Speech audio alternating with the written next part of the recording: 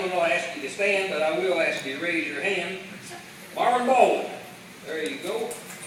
Harold Chilco. Good. Jackie Clifford. Don't think he's here. Dr. Mildred McMurtry Copeland. Don't think she's very well. Dorothy Haggard. Barbara Dixon. I don't know if she's here. Myself, Eleanor Tippin, Minto, and Virginia Johnson. Donna Phipps, she's here.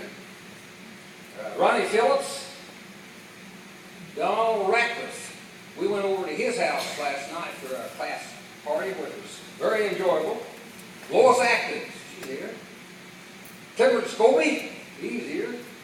Wanda Enzer, I think she just got sick last night. She's not here today. And Ellen Marie Nicholson. Ellen Marie Nicholson Thor. We do have some that's deceased. John Malaire, Iola Lucan Bill Robinson, Betty Ellen Fraser Johnson, Edwin Barker, and Shirley Lucan Bill Rooker. So we did have a nice class, but we do miss the ones that have went on. But I wanted to thank the officers of the alumni and to thank all you people, because it does take a lot of effort, which they put out to keep this going. But each one of you is just as important as everybody else, because it's good to be here. Everybody wants to see you, so keep coming back. In our class, we've learned quite a bit, and I don't think we're done yet, but we just can't remember it. We've had good teachers. Some of them was mentioned before. Mrs. Irvin, I would give her a lot of respect too, because she was, I thought, was really a good teacher. Mrs. Campbell was another one. She taught algebra and geometry. And she gave me straight A's, so why wouldn't I like her? And then there was Mr. Holden. He was our history teacher.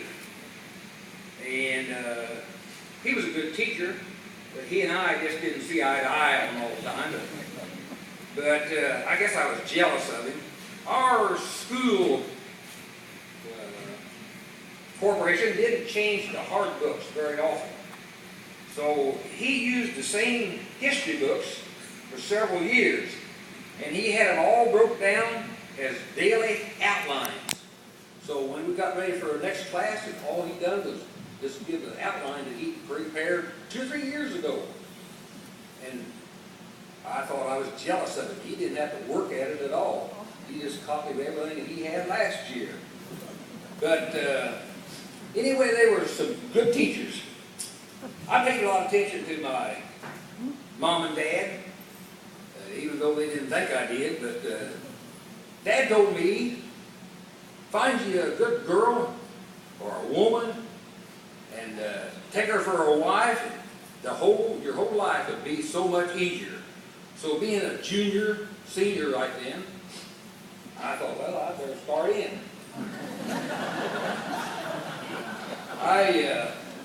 I decided I'd just date every one of the girls in our class. So for the next few weeks or months, why, I tried that out. And I don't know, it didn't work too good.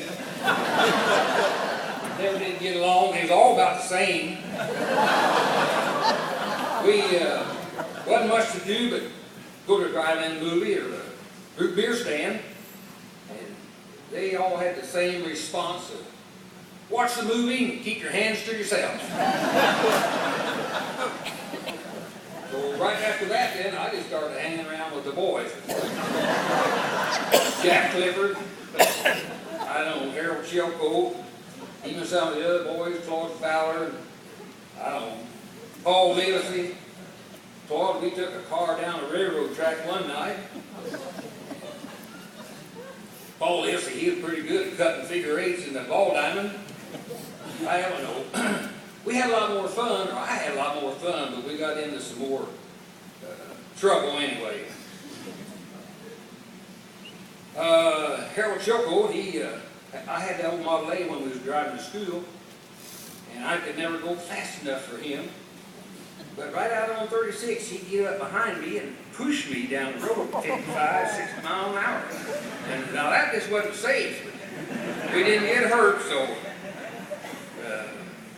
we done all right. Retirement days are good, but I believe the good old days was school days at Bainbridge.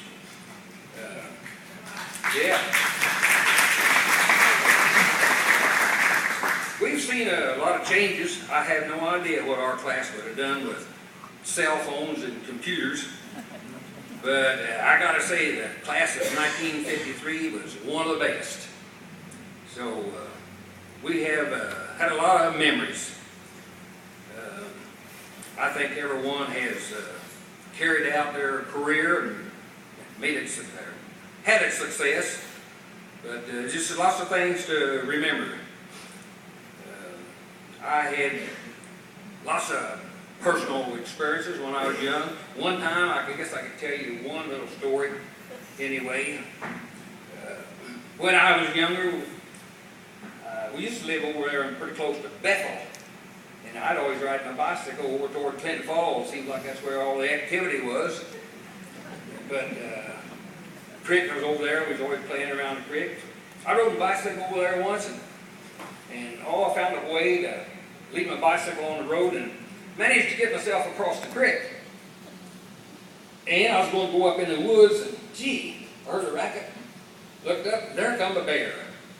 So, man, I headed right out there.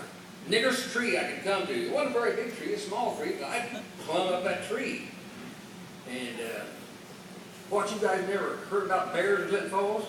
Not now, because I got rid of all of them. But that dude took me up a tree, and I stayed up there for a long time. Everything's all right for me. If I need to come back down, well, I started down, and I heard a racket. Here come that bear and a bigger bear. So I suppose it was Mom, I don't know. And they both got a hold of that tree and tried to shake me out of there. And I just kept holding on tight, but they gave up, so they left, and I thought, I still got a chance.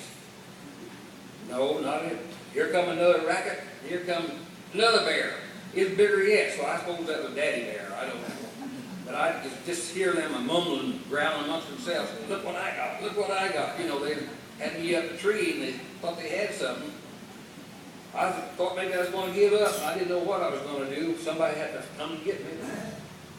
They left. So I just stayed there for a little while. Directly, another racket coming. Here they come again. All three of them coming back. And behind that big old bear was a beaver.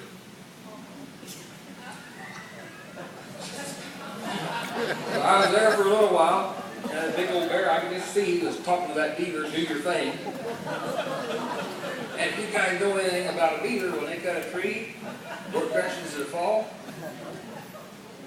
He cut that tree down, that tree fell in the creek, lit clear on the bank on the other side, and that's where I was in the top. I jumped out, got on my bicycle, and got out of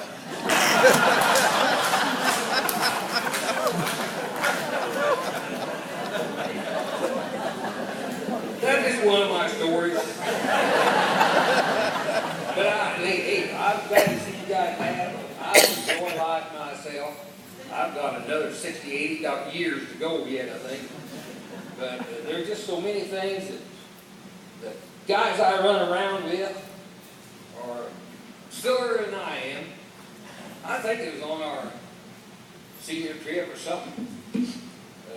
We had a room together when we was on them trips, you know. And I believe it was Marvin Bowen, I'm not sure.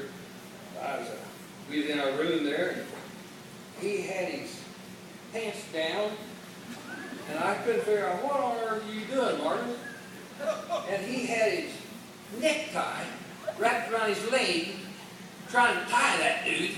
And once he got her tied, then he took her off his leg and put it around his neck. Well, they're the kind of guys I run around with. You can't blame me for what I've learned. You have to blame me. Hey, I'll see y'all at church tomorrow morning, all right?